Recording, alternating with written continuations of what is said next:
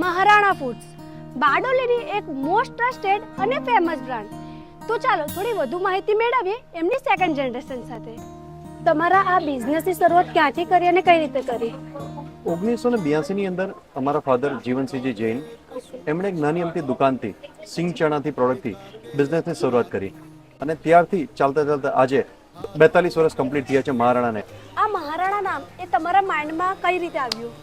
સૌપ્રથમ વાત કરીએ તો નામમાં જ દમ છે. વીરતા, પરાક્રમ અને ત્યાગ એના પ્રતીક મહાન રાણા.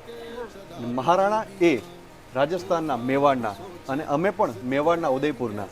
તમારી ફેમસ અને મોસ્ટ સેલિંગ આઇટમ્સ કઈ છે? તો સિંગ ચણા એ બારડોલીના ફેમસ આપણે મહારાણાના છે જ. જ્યારે બારડોલીની વાત આવે તો પાત્રાની અંદર ફક્ત આપણું મહારાણાનું જ નામ આવે.